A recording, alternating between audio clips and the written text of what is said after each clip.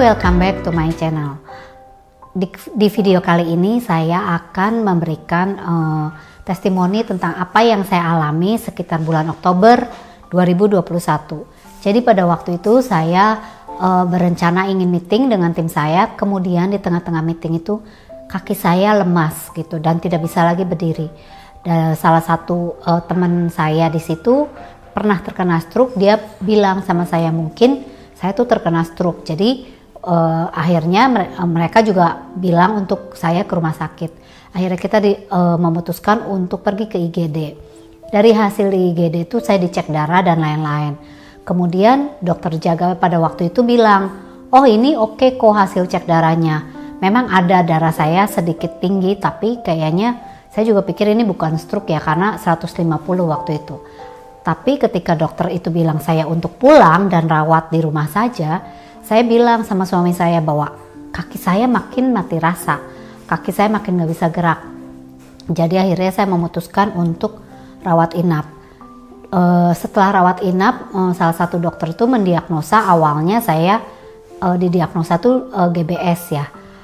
Itu adalah salah satu penyakit autoimun. Tapi dia juga merujuk saya ke salah satu dokter saraf untuk dicek lagi, dilihat lagi.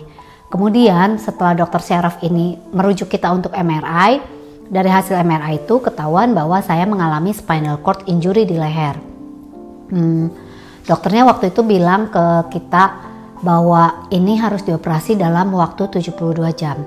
Karena kalau tidak dioperasi dalam 72 jam ini, kelumpuhannya makin naik dan menyerang ke semua saraf, baik saraf gerak, saraf sensorik, maupun saraf otonom. Pada waktu itu posisinya adalah paru-paru saya setengah udah kena. Jadi benar-benar harus cepat. Tapi ternyata nggak sampai situ aja, karena untuk kita memutuskan operasi itu juga cukup memiliki resiko yang cukup besar. Pertama, karena waktu itu paru-paru saya udah kena setengah, napasnya itu udah pakai perut. Kalau saya dioperasi posisinya karena di leher harus dibalik. Ketika posisi dibalik itu bisa saja di tengah-tengah operasi saya mengalami gagal nafas.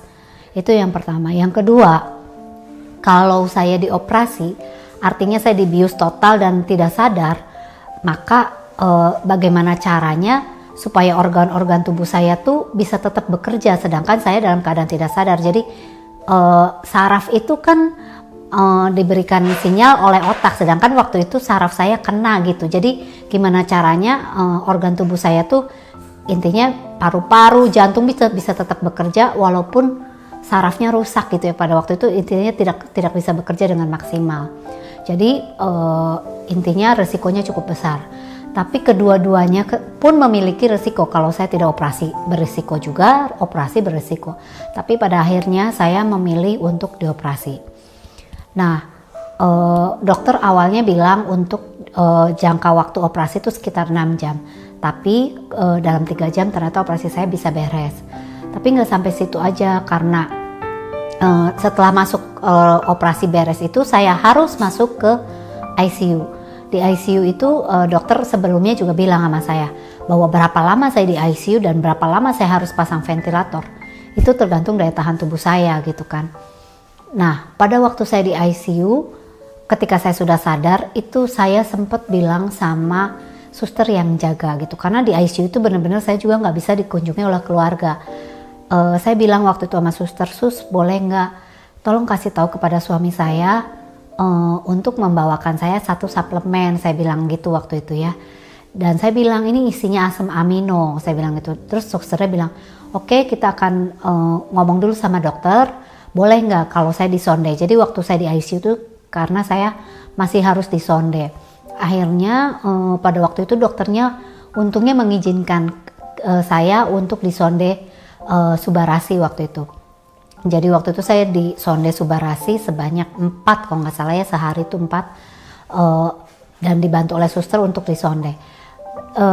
Setelah 1 minggu itu akhirnya saya boleh keluar dari rumah sakit. Tapi teman-teman, karena saya ada gangguan di leher dan tidak bisa gerak selama 1 minggu itu, setelah pulang ke rumah badan saya tuh mengalami melepuh gitu ya, kayak bula. Jadi orang kalau berbaring terus biasanya tuh bisa terkena dekubitus, kena luka bolong gitu ya.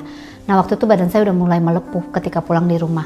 Akhirnya waktu itu suami saya bilang, coba deh gitu pakai Sensei Suru. Jadi semua luka di badan saya waktu itu akhirnya dioles pakai Sensei Suru, dan ternyata saya juga nggak nyangka, terapis saya pun sempat kaget bahwa dengan Sensei Suru itu luka-luka di badan saya cepat banget keringnya.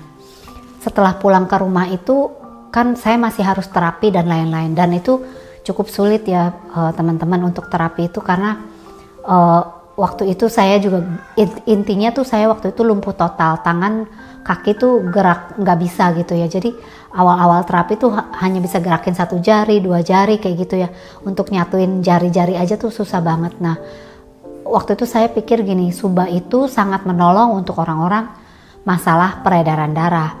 Saya jujur nggak tahu seberapa jauh Subarashi Utsukushi bisa membantu saya, karena saya masalahnya adalah gangguan syaraf. Sebelum pulang pun dokter udah bilang, pertama mungkin saya bisa terkena depresi. Jadi dokternya bilang kalau ibu ada depresi di awal-awal itu wajar, jadi lepasin aja gitu ya, intinya seperti itulah. Yang kedua, mungkin saya tidak bisa lagi berjalan seperti orang normal pada umumnya. Itu awal-awal dokter sempat bilang seperti itu. Jadi waktu itu ketika saya pulang ke rumah pun, kalau Bapak Ibu tahu orang stroke juga biasanya gitu. Jadi tidur tuh harus diganjel bantal semua, karena nanti ininya bisa dislokasi dan lain-lain.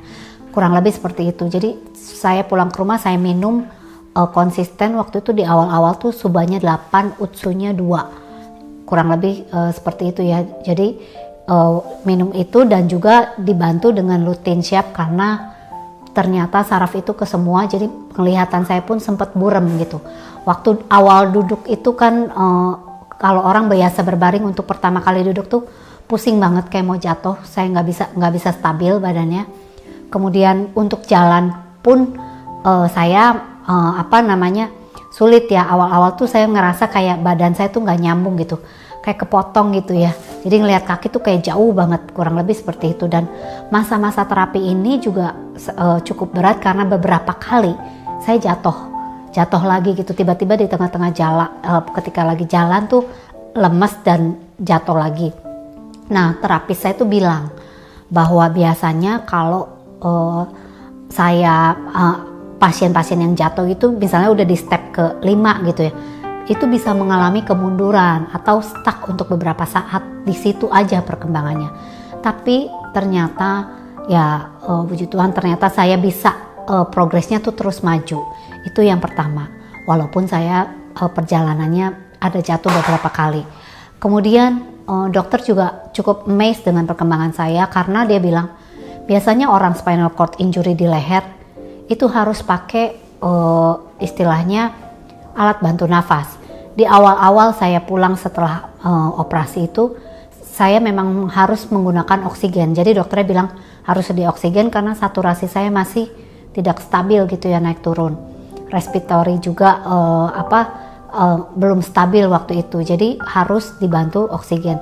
Tapi ternyata di bulan kedua itu saya udah bisa lepas oksigen gitu ya. Jadi saya tidak perlu lagi oksigen. Jadi dokternya juga cukup kaget gitu, karena saya nggak ada sesak napas dan lain-lain, dan saturasi saya pun udah mulai membaik gitu. Jadi seperti itu.